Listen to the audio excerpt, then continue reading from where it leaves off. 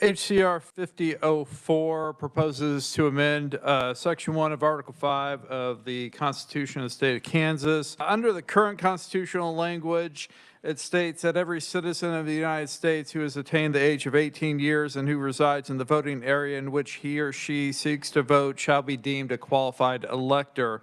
Under the proposal, it says no person shall be deemed a qualified elector unless such person is a citizen of the United States, has attained the age of 18 years, and except as provided in subsections B or C, resides in the voting area in which the person seeks to vote. This was adopted by the House on a final action vote of 90 to 28. If adopted, it would go on the general election ballot in November of 2026. And I'd be happy to stand for any questions. There's a movement across the country to allow non-citizens to vote in municipal and school board elections. There are municipalities in Vermont, Maryland, and California allowing non-citizen voting. Recently, Washington, D.C. voted to allow anyone that had been in the city for over 30 days to vote in their elections. Yes, that means that members of foreign embassies can vote in Washington, D.C. elections. Notice I didn't include New York City in this list. While the New York City Council voted to allow non-citizens the right to vote in municipal elections, it was immediately challenged and thus far has been deemed unconstitutional in at least 2 courts and is being challenged in the highest court in New York State.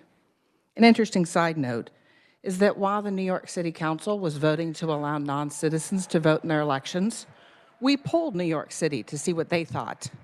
Overwhelmingly, across demographics, they didn't want to allow non-citizens to vote in their elections.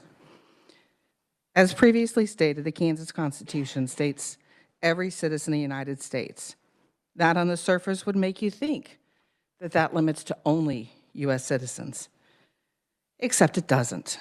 The Kansas Constitution protects the rights of every citizen of the United States who's attained the age of 18 and resides in the voting area.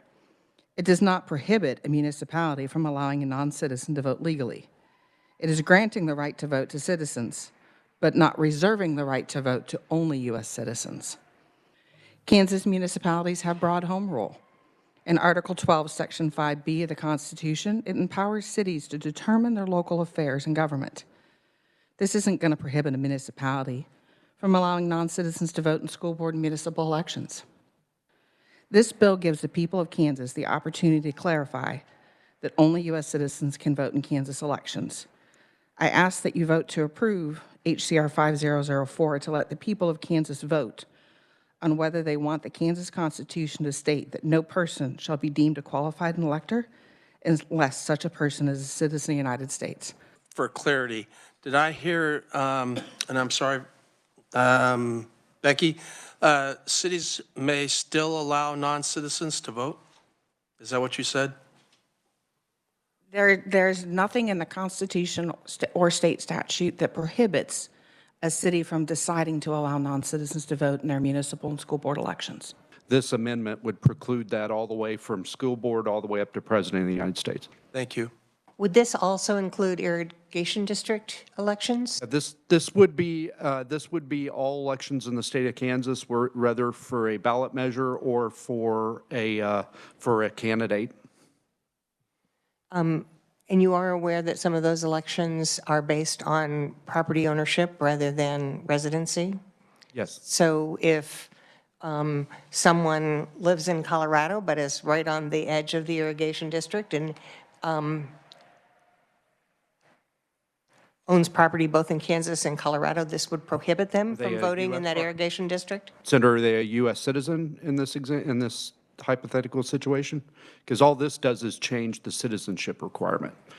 All the other language is taken straight from what's in the Constitution today. So this only changes the requirement that you must be a U.S. citizen. You mentioned statute and Constitution. I know we have HCR 5004 in front of us. Is there something mirroring this to also codify to put in statute as well? Yes, Madam Chair. We ran a bill, and I believe you guys have heard it as well, House Bill 2020, that requires the DMV to share the citizenship data that it already collects quarterly with the Secretary of State's office so they can scrub our voter rolls to make sure non-citizens are not on the voter rolls. So then to follow up, what if what if only the statute passed and this did not? What do you see happening? That's a great question. Somebody could challenge that statute in court, and because there's nothing explicit in the Constitution that says only citizens can vote, the Supreme Court or some future Supreme Court could overturn that previous precedent, and then it would be a free-for-all in Kansas. When Kansas first adopted its constitution in 1859, that became effective in 1861, it did have a provision that non-citizens moving towards citizenship could vote, and that was to bring immigrants to the state. And then in the World War I time period, in 1917, the legislature adopted a resolution that was approved by the people of Kansas in November 1918 that ended that provision. And it's generally been the understanding that only citizens could vote since then. But you've heard testimony on both sides of that, whether cities might be able to exclude themselves, and I believe that's the argument the proponents are making, is that if the language isn't clear, it could be viewed in two ways by reasonable people, then this amendment would clarify it. Madam Vice Chair, you asked about statutes. The statutes generally refer to, for instance, voting when you're not a qualified elector, and this amendment defines what a qualified elector is. So it'd be a crime to vote that way. Election perjury is what's used for the registration form if you lie on that. And you know, the Kansas's statutes demanding documentary proof of citizenship are not allowed, but asking someone if they are a citizen is allowed. And last point from Senator Francisco on the irrigation districts. So irrigation districts and I believe drainage districts, groundwater management districts that aren't, their elections are not run by the government, although they're a quasi-government entity. Those allow, the voters are the entity or the person that uses the water or owns land in the district, which means it can be a corporate entity, a limited liability company or a corporation. And it's always been our understanding, as long as the business entity is an American entity, that means they have a home state in the United States, that they can have their representatives show up to vote in the election. So I hadn't really thought through how this might affect that, but I don't think we'd have any change in our current procedures, Senator.